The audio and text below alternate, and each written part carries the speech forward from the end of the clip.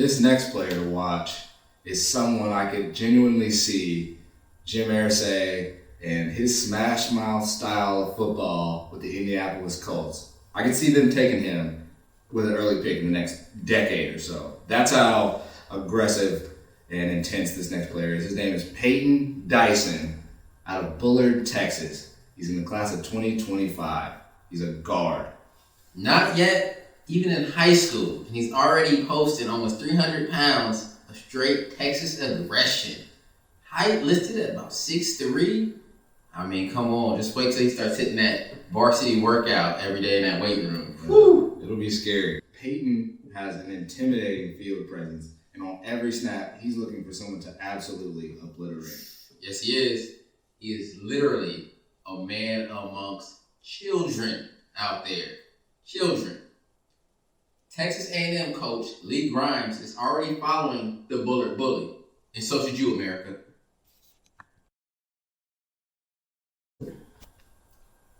Our next player to watch is GP's first featured receiver, who is currently the #1 ranked slot receiver in the country out of San Antonio, Texas, representing the class of 2025, Jalen Sticky Fingers Cooper. Jalen and his Cornerstone Christian Middle School just won their second game in a row. And in that game, Jalen had 5 catches for 110 yards and 2 touchdowns. He also had a punt return touchdown that he took back from the 5-yard line. That's nice. So, obviously, Jalen is an excellent receiver. And a quarterback's best friend is a receiver who can consistently get open. And I'd like to give a shout out to my quarterback, representing the Groveport Cruisers, Aaron McKenzie. The boy had a cannon. All right. And he consistently found me because I was consistently open. Oh, that works. Speaking of getting consistently open, Jalen is a fluid route runner who can be effective in between the numbers and out wide where he can take the top off the defense. A receiver that can do that is a complete player.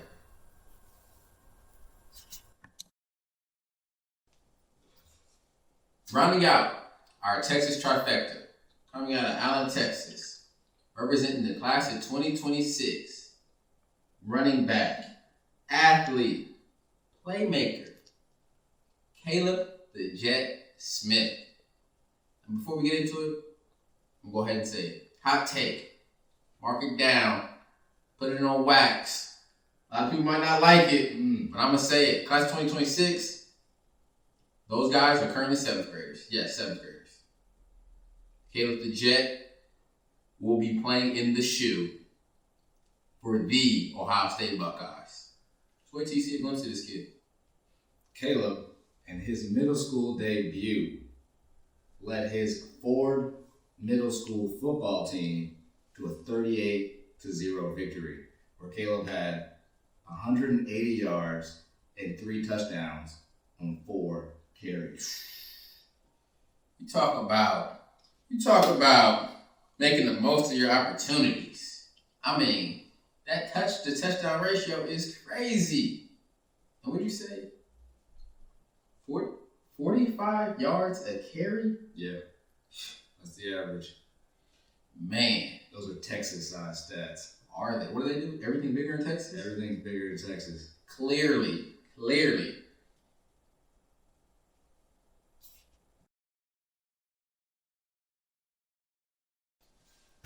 Hello, and welcome to another episode of Gridiron Prep TV, America's #1 youth football network. Let's start off with our coach's quote of the day. And today our quote comes from legendary Hall of Fame coach Lou Holtz. The quote reads, "Winners and losers aren't born. They are the products of how they think." I think that's very true. I think Coach Lou Holtz is a legend for a reason. And the first thing I think of when I think of a winner's mindset is positivity and optimism. Winners find a way to turn losses into lessons, while losers will find someone to blame for their own mistakes. Man, that is That hits home to me because tired and true it is, the quote that we hear constantly from our former teammates or people who used to play the game, my coach ain't like me. My coach ain't like me. I mean, what coach doesn't want to win and play the best players? Yep. Do the things that he wants you to do, he'll like you. But that just leads me into what winners do. Another thing that winners do and how they think. And that is, they always find a way to improve their game. All right, so take Lamar Jackson, for example. His rookie year, he completed 58% of his passes, and he had a record of 6-1. That's pretty good. But he came back, he heard that he was just a running back playing quarterback. He came back the next year, completed 66% of his throws, and he led his team to a 13-2 record while winning the MVP. That's pretty impressive. And you know what losers like to do? What do they like to do? They are satisfied. They are satisfied, whether it's good or bad. They have a 100-yard game. They're satisfied. You know what? I'm not getting on the jug machine this week after practice. Kicking it. You know, or they're satisfied about what they did the previous season. You know, I had 1,000 balls, so I'm not working out as hard in the gym. It's not going to get it done because somebody's always working. Somebody's always looking to get better. Oh, that's true. That's exactly how that's how a loser's mindset starts to creep up on people. They get satisfied with what they're doing and how they're doing it and lost in the glory of their past or who they used to be last year. They just get too caught up in that instead of moving forward and, you know, thinking about the next step in their career. They're thinking about who they used to be, how people should see them because of their accolades and their laurels. They rest on their laurels too much. Instead of keeping a short-term memory and getting better on a daily basis, they like to just sit back and have people remember how great they were. That is exactly right. That is exactly right. And you know what else a winner does and how he thinks? They have a team-first mindset. It's about the team. What can I do to help the team to get better? Do I hold myself accountable? Yes. I hold my teammates accountable? Yes. Those are things that winners do and how they think.